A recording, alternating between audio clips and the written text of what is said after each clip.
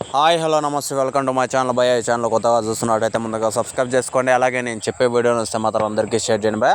అయితే ఈరోజు మన టాపిక్ వచ్చేసి మన అల్లు అర్జున్ అన్న గురించి అయితే కొన్ని విషయాలు అయితే చెప్పాలనుకున్నాను భయ. అంటే ఈ మధ్య సంధ్య థియేటర్లో జరిగిన విషయం గురించి. నిజానికి నాకు అల్లు అర్జున్ అన్నని కొట్టినా తప్పు లేదు అన్నంత కోపం అయితే వచ్చింది భయ. ఇవి చూసిన తర్వాత కొన్ని మాత్రము ఈ పోస్టర్ గమనించండి. యాక్చువల్గా మన అన్న చెప్పింది ఏంటంటే బయటికి నేను వచ్చేసాను, వాళ్ళు పోలీసులు రమ్మనంగానే నేను వచ్చేసాను అని చెప్పాడు.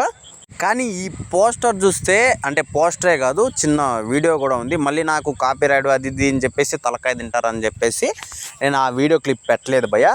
ఇదే వీడియో మీకు డిస్క్రిప్షన్లో కానీ పెడతాను, లేదంటే మీరు చూడండి, మీరు ఆల్రెడీ చూసే ఉంటారు. యాక్చువల్గా అల్లు అర్జున్ అన్న మన సంధ్య థియేటర్లో సినిమా ఇంటర్వెల్ తర్వాత వరకు కూడా ఉన్నాడు. ఇంటర్వెల్ తర్వాతే జాతర సాంగ్ వచ్చేది. ఆ జాతర సాంగు మనము అందరూ చూడొచ్చు. ఈ పోస్టర్ కూడా జాతర సాంగ్ వచ్చేది ఇంటర్వెల్ తర్వాతే వస్తుంది. అంటే మీరు సినిమా స్టార్ట్ అయ్యి అప్పటికే 1.5 గంట పైన అవుతుంది. దాదాపు 2 గంటలని కూడా చెప్పచ్చు, ఎందుకంటే సినిమా చాలా పెద్దది.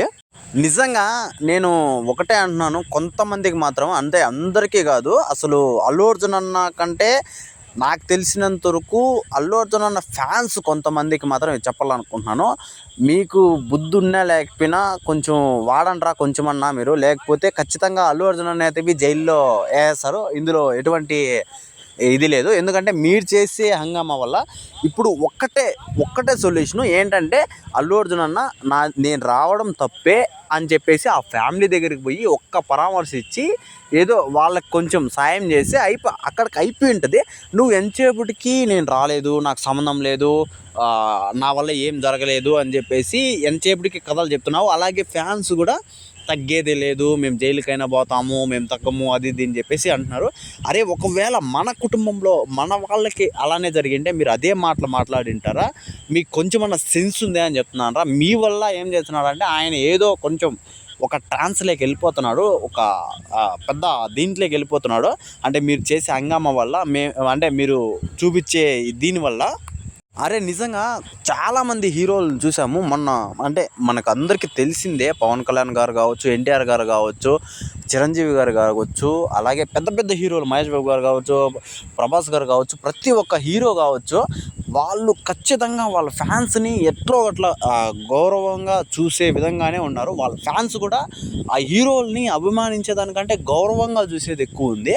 కాకపోతే అల్లు అర్జున్ అన్న ఫ్యాన్స్ మాత్రము గౌరవంగా చూడట్లేదు భయ్య, అభిమానిస్తున్నారు అంతే. గౌరవంగా చూడండి. మీ హీరోని ఎప్పుడైతే మీరు గౌరవంగా చూస్తారో అప్పుడు మీకు ఇలాంటి థాట్స్ అయితే రాకుండా ఉంటాయి.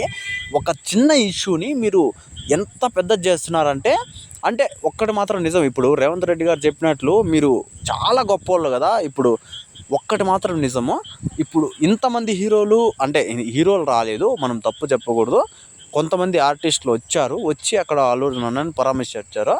అలాగే ఒక్కరోజు జైలుకి వెళ్ళి వచ్చినందుకు అక్కడ చనిపోయిన వాళ్ళ ఇంటికి మాత్రం ఎవరు వెళ్ళలేదు.